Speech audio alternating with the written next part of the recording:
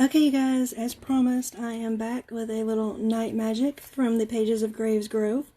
I was going to just do one live video with my witch makeup that I did, and then read at the end, but it's late, and I know a lot of people have to get to bed, and I know some of the people that were interested in hearing the story really didn't want to see the entire makeup look from start to finish.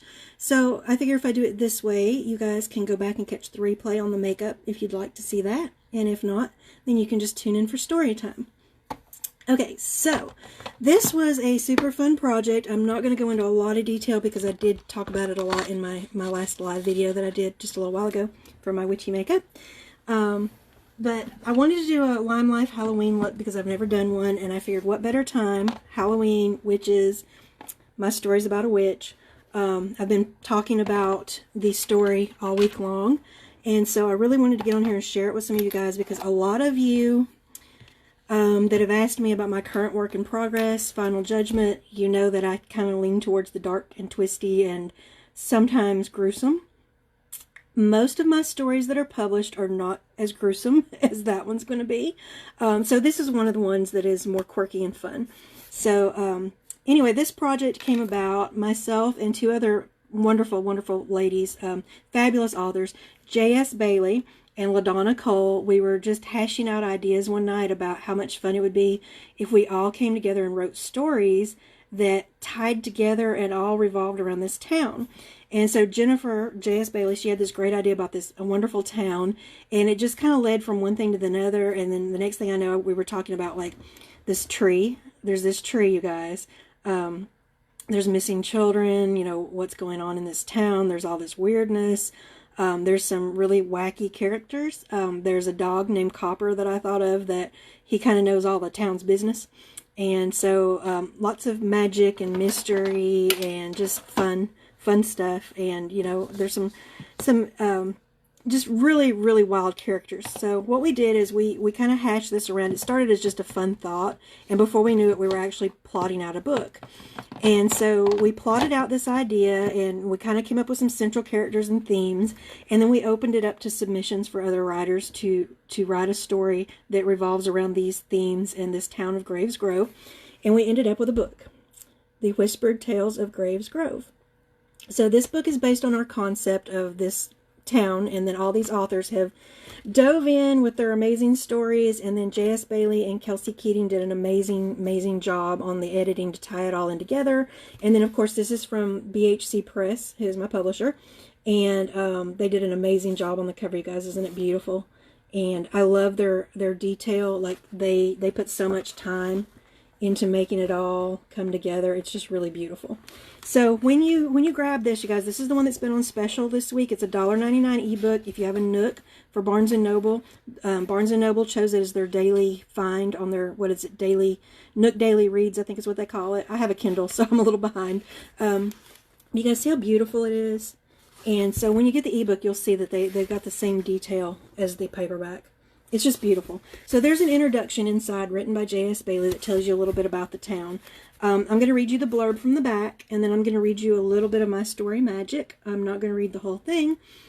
Spoiler alert, if you want to know what's happening in this town, my story is just a small part of it. So you need to read the thing from beginning to end.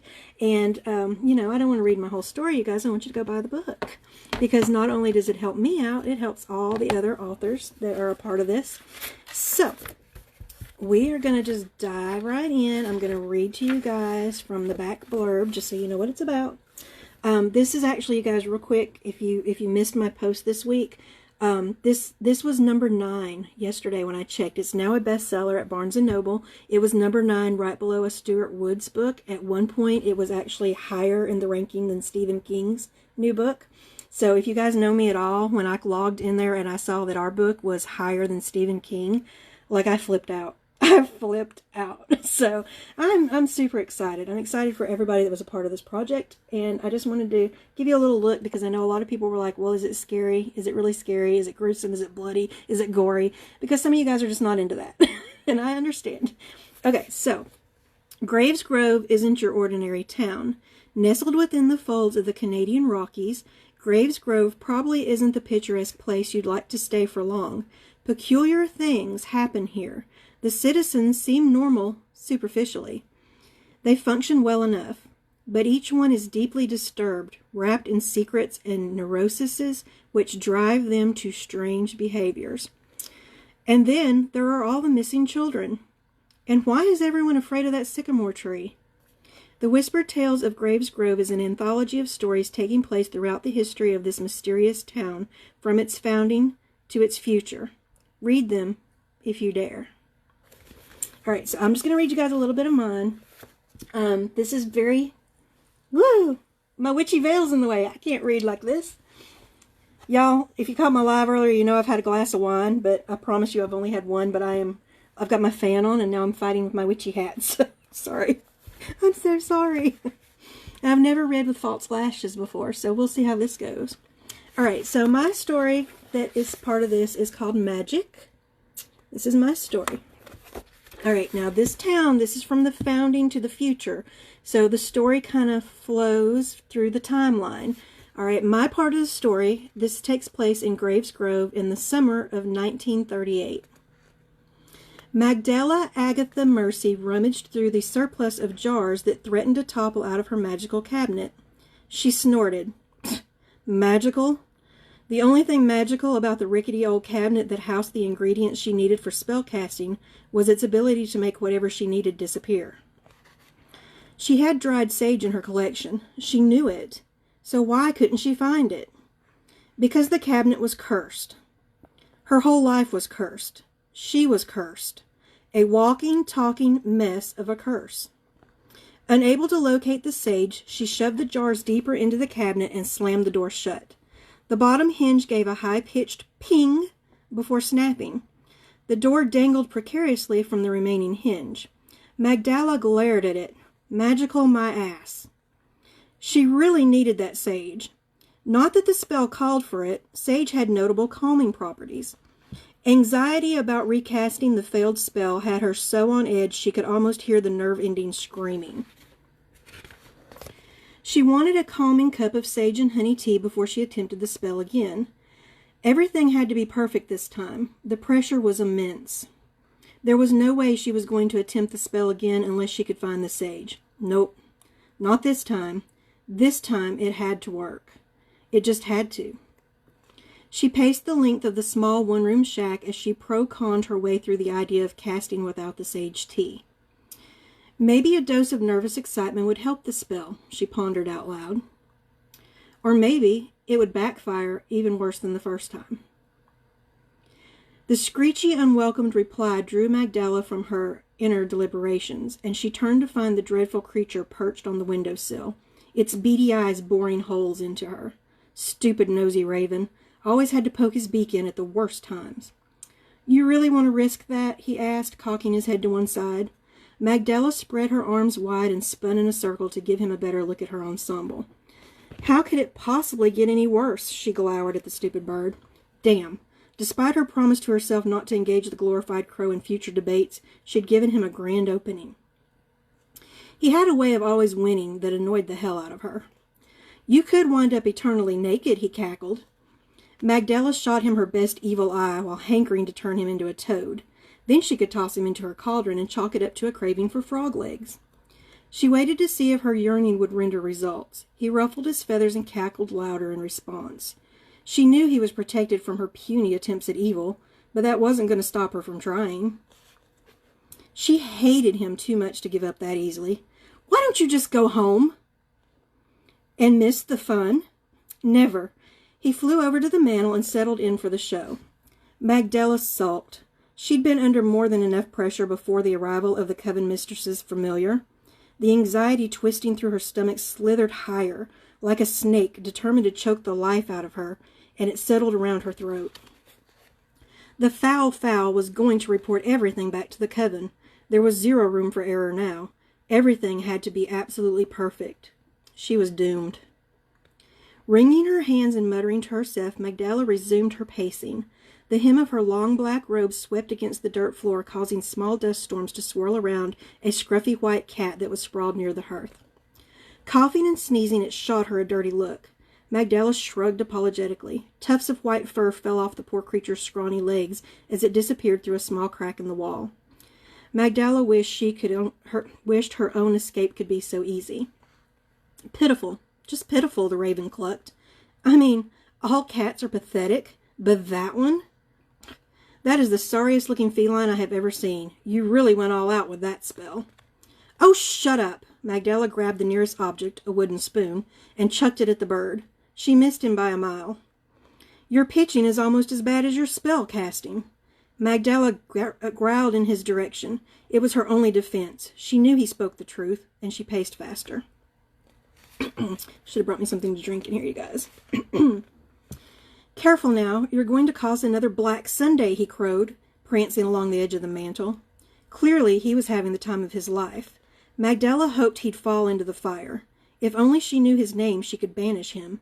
She'd tried several times to trick him into telling her, but he was as clever as he was annoying.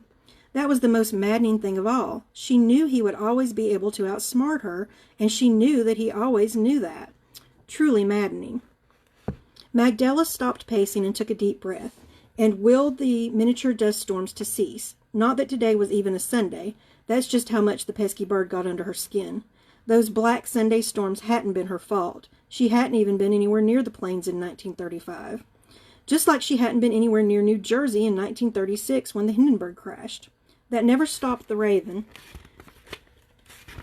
from suggesting that one of her badly cast spells had caused the calamities of the world. Nor had it stopped him from placing well-timed whispers into the wind, whispers that caused the townsfolk to give her side glances and a wide berth as she passed them on the streets. Her family's reputation for being truly wicked was well established. Sadly, it wasn't her wickedness they feared, it was her unpredictability. Magdala sighed. When it came to being truly wicked, she was a complete and utter failure. If only spellcasting was as easy as double toil and trouble and eye of newt and wing of bat. The powerless had no idea how hard a witch had to work at being wicked. Herbs had to be planted, tended, and harvested with extreme care. Every ingredient had to be pure and perfect. Potions had to be blended meticulously. The stars, moon, and planets had to be just so. The words of the spell had to be delivered in perfectly timed meter and enunciated with exact precision. If any one element was the slightest bit off, the entire spell would fail. Magdala should know, in over 100 years, she'd never once cast a successful spell. She wasn't truly wicked at all. She was just truly terrible at spellcasting. Maybe it was her slight lisp, or maybe it was her inability to correctly calculate anything that involved the use of numbers. Maybe it was because her astigmatism made it impossible to accurately follow the movements of the moon. Or maybe it was because her left leg was a half-inch shorter than her right, causing her cauldron dance to always be just a little less elegant than it should be. Maybe it was because she was a tad bit dyslexic. Or maybe she was just destined to be the worst witch, and not in the oh isn't she wicked way she so longed for.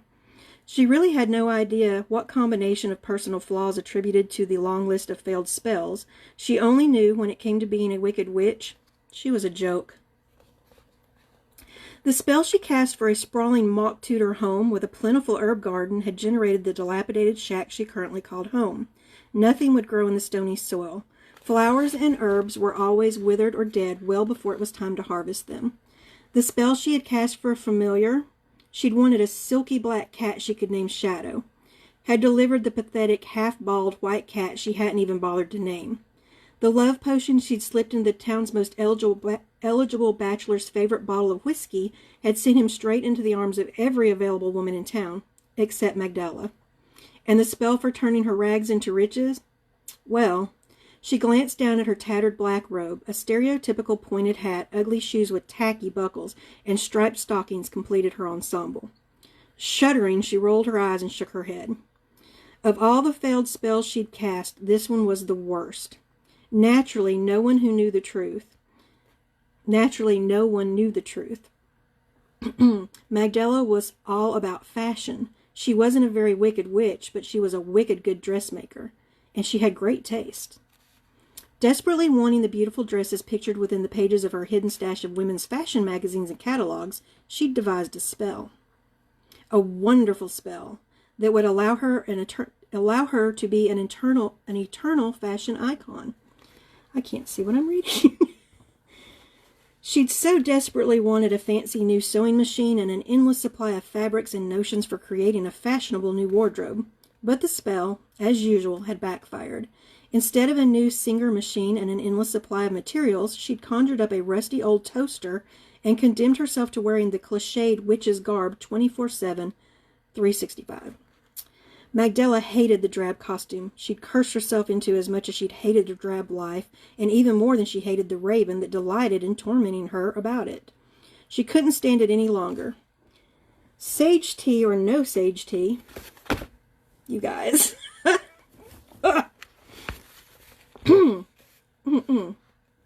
Okay. Lost my place. Okay. Okay, she couldn't stand it any longer. Sage tea or no sage tea, anxiety or not, she had to rid herself of the ridiculous outfit. Decision made, she cast out a telepathic message to her unnamed familiar. The cat didn't respond. She cast out another message with a bit more force. Slowly, the cat made its way back in through the same crack in the wall it had used to depart. Shedding large clumps of fur across the dirt floor as it approached, it looked up at its master for further instructions. Magdala mentally conveyed the plan to the pitiable feline. It attempted a rebuttal, which came out as a series of yowling me-you-alls than actual meows. She shot the feline a mental warning and less than gently insisted the plan would work.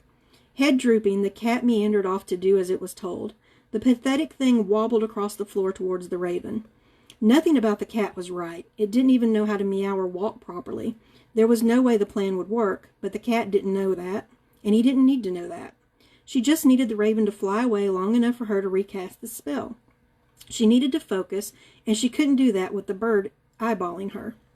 The cat, who apparently suffered from ADHD as well as male pattern baldness, forgot steps 1 through 3 of the plan and skipped directly to leap at the raven. It missed, of course, landing just close enough to the fireplace for its tail to get singed. As the smell of burning cat hair wafted through the air and the raven fell over in a fit of cawing and cackling, Magdala wondered if she could spell herself back in time, preferably to 1690s Salem. Magdala watched the cat disappear through the crack in the wall again, leaving only a trail of fur and smoke in its wake. On the mantel, the raven continued to roll around in a fit of bird laughter. Magdala gave up. Time was wasting, and when casting spells, timing was everything. She grabbed the box of ingredients and items she'd worked all week to perfect and collect. This time it would work. She was sure of it. She'd taken extra measures to make sure this spell would be different. Her uncloaking spell, that was the clever name she'd given it, would soon allow her to be rid of the banal witch's garb, and she'd finally have unlimited access to the latest and greatest fashions. Magdala was going to be a one-woman fashion show with just the snap of her fingers, and the thought was wickedly delicious. Ignoring the raven, she went outside to check the position of the sun. She licked a finger and held it up in the air to test the wind direction. Finally, she stopped and pulled up a handful of dirt and grass, well, mostly weeds, if she was being honest, and lifted them to her nose. Things couldn't possibly be any better. Everything was in order, the timing was perfect, the ingredients were fresh, and she knew exactly where she'd gone wrong last time. She'd forgotten the sacrifice. Okay, you guys, and I'm going to stop there because if you want to know what's going to happen next, you've got to go get the book. So this is still $1.99 until the 22nd. If you have a Nook, you can get it at Barnes & Noble. If you don't have a Nook, or if you just prefer paperback or hardback copies, it's available at Amazon. It's available through BHC Press, which is the publisher. It's available at Barnes & Noble in all formats. It's available at Apple eBooks, Nook, and Kindle, and just any format you can think of, you guys. You can also go to my website, dmkilgore.com. There's a link there that'll take you to the publisher's site and the bookstore and the Amazon pages. So I hope you enjoyed my little read through, and I hope you're excited to see what Magdala does next, because I promise you, it's not at all what you expect. Alright, guys. Thank you, guys. If you've already got this week, thank you so much. You really did help us out by helping us get onto the bestseller list, as well as getting way up into that top 10, which is just such a fabulous thing. I know a lot of times when I tell people I'm a writer, they automatically assume that I'm writing books on the level of getting paid Stephen King pay. And that's not how it works at all, you guys. There's a reason that artists are called starving artists, whether you're painting, sculpting, writing, you know, any work of art, there's a reason for the starving artist thing. So everything that you guys do, as far as sharing my post about my book, or if you read something that I or another author writes, go leave a review. Reviews are everything for a writer, you guys. Everything. So I hope you enjoyed that. And if you caught my makeup live, I hope you enjoyed that too. It was a lot of fun. I really, really, really enjoyed doing this tonight.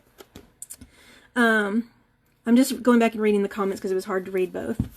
You need this book. Ashley, yes, this book is great. If you guys liked my little bit of my story, there are so many talented authors in the pages of this book. The whole thing is just fabulous. Like, I've got several other published stories and published anthologies besides this one, and My Ice Queen is probably the most well-known because it was actually optioned to TNT. They had actually picked it up as a winning story to option for a television show or movie, but there were some issues with the contract because it was pre-published already in an anthology. So anyway, that kind of fell through, you guys, but a lot of people know me for My Ice Queen story. This is different for me. So yes, photography is absolutely the same. Any labor of love, my friend that makes the jewelry, you know, it's always, it's really hard. It's really hard as an artist. It really is. So I'm not rolling in the money, you guys, with my books. Everything you do helps. Leaving reviews helps me because these are anthologies. It doesn't just help me. It helps every writer in this book. And there are a bunch. Like, you guys, there are so many stories in here, and they're all fabulous.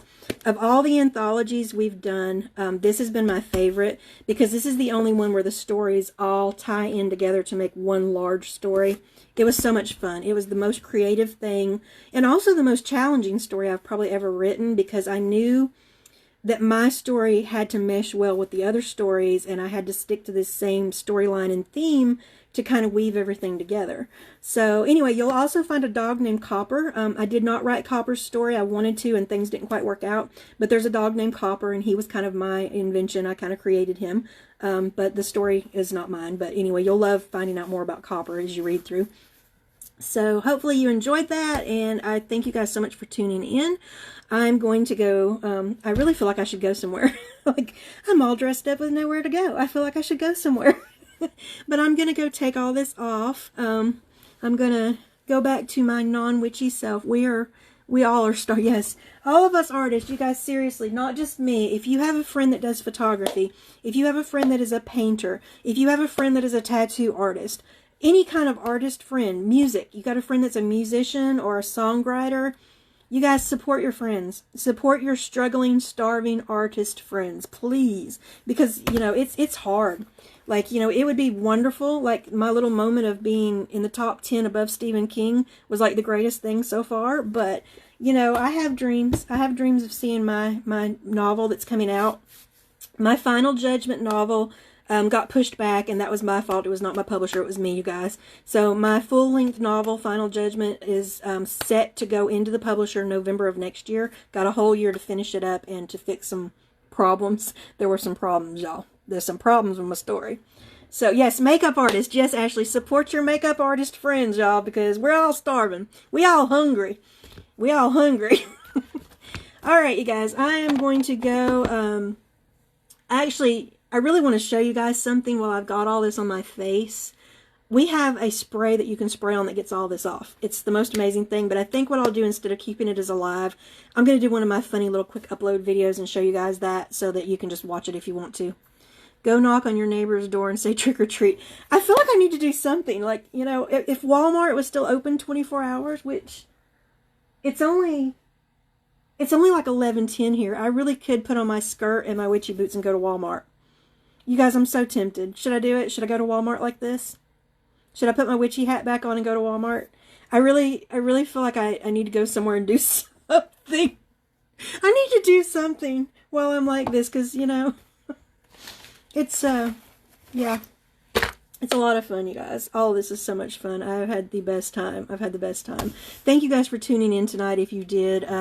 If you missed the live on the makeup and you want to see the makeup, you can go back and check that out. I'm going to post a picture of the look that I was going for. I knew I couldn't do the exact look, but I'm going to post a picture with a side-by-side of mine to show you what I got, like the inspiration picture for what I decided to do with this. I'm not used to wearing false lashes, you guys, so I'm kind of like... Alright, so I'm going to clean my mess up a little bit, and I'm thinking that maybe since it's not quite closing time, maybe I'll just run to Walmart real quick and see what kind of trouble I can get into. Yes. Maybe I can do a, I don't know, maybe I can do a live from the Halloween aisle or something. A video, yeah, that's what I'm thinking. Like, go and, I don't know, like, I don't even know what kind of trouble to get into, but I feel like I need to go hang out in the Halloween aisle for a little while and see what happens next. I don't know. Yeah. I see something in my future, you guys, that's... I'm so bad. I'm so bad. Like, I know I should just go take my makeup off. Should just go take my makeup off and behave myself, take a bubble bath, read a book. But I really want to go to Walmart and just walk around like this. So, anyway, we'll see. If I do, I'll videotape it, you guys. Where'd I do my hat? My hat. My witchy hat, you guys. So maybe I need to put this back on and go put on my witchy boots that I wore the other day. I love my witchy boots. Put on my witchy skirt and my witchy boots. And go hang out at the Walmart. I mean, I'm sure stranger things have happened, right? It's not Halloween yet, but it's close enough. Maybe I won't get arrested. I don't know. You guys, this is so much fun. I love this so much. I'm just in my element. I mean, I know I don't really even know what I'm doing half the time, but I'm so in my element. This allows me an outlet for my creativity and my silliness and my sarcasm at times. I'm a little snarky here and there. But yeah, this is so much fun, you guys. If you are interested in doing this, it's so amazing, you guys. Like, don't be afraid. Like, if you're watching this thinking it looks like fun, I sat back and watched Ashley make these kind of videos and do this kind of stuff, and just, it looked like so much fun, and I'm like, oh, I wish I could do that. I wish I could do that. It looks like so much fun. I wish I could do that. And then I finally just did it, and I'm having so much fun, you guys. I'm having so much fun. So anyway, I appreciate your support. It has meant the world to me. I said when I started this that I wasn't even going to calculate like how well I'm doing business-wise. I just wanted to have a good time. And that's made all the difference, because I am having a good time, but I'm doing really well in the business. I've got a team under me now that I love. My team is fabulous. I could not get luckier with the group of girls I've got working with me. So you're looking great. Thank you, Anita. I did a makeup earlier, and then this video I was reading from my story that's in the Graves Grove. I read a little excerpt of my story, so it's been kind of a fun night.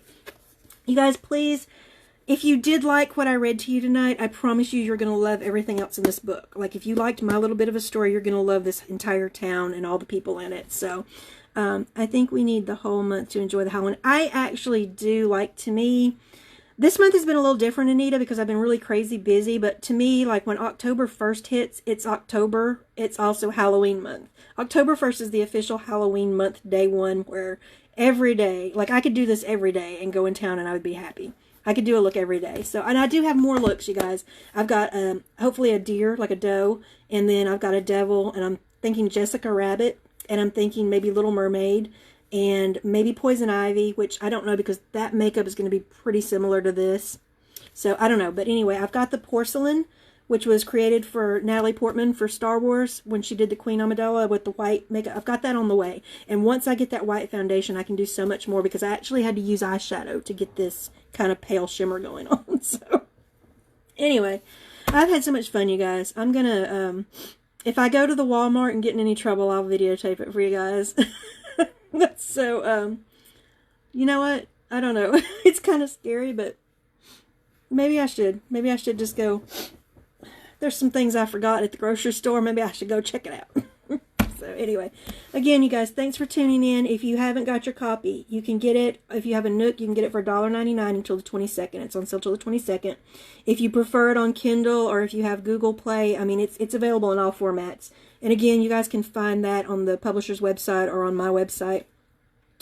It's bhcpress.com is the publisher's website. My website is dmkilgore.com. And you can go on there, and there's also on my website, there are links like, not really links, but there's like little pictures with blurbs of each story that tells you what all of my stories are about. And I believe there's a sneak peek on there, a final judgment that you guys can take a look at. And then there's also a couple of free stories that you guys can read. They're short stories that you can read for free on my website. So, but if you liked my story about my little unlucky cursed witch, you guys see how it ends, because I'm pretty well known for the unexpected twist. So you guys check it out. Let me know what you think of the story if you finished reading it, what you think of the ending, and you know, leave a review. Leave a review for all of us. Leave a review. Okay, you guys, I'm gonna hop off here and see what kind of trouble I can get into. Wicked. I feel so wicked. I feel wicked. I gotta go be wicked. I love you guys. Thanks for tuning in. Have a good night. Walmart, that is. Yeah, I'm really thinking it's in my future, Anita. I just, like in my head, I'm saying no, but at the same time, I know I'm gonna go do it anyway. So, yeah, I may just finish up my ensemble. I'm actually wearing a shirt that Brendan picked out for me. It's got the bell sleeve, so it's kind of witchy anyway. It's off the shoulder and it's bell sleeve. So all I really got to do is put on my skirt and my witchy boots. And I'm just kind of ready to rock and roll. So we'll see. We'll see. If I go down to Walmart and get in any trouble that's anything that you guys might enjoy, I'll videotape it. You know, I'll be honest with you guys. The last time I went out in this hat with a witch look, I got pulled over by the police. So actually, if you guys know Kevin Snyder, if you're local and you know Kevin Snyder, the last time I went out looking kind of witchy, he's the one that pulled me over, y'all. He pulled me over. So I wasn't in any trouble. I think he just wanted a better look at what I had going on here. I don't know. But anyway, that was interesting because it scared the crap out of me. So, all right, you guys. Have a good night. I love you guys. If I go to Walmart, I will, I'll do something. I don't know what I'm going to do, but I'll do something. Love you guys. Thanks for helping me get in trouble tonight, because, you know, I'm going to blame it on y'all. Bye now.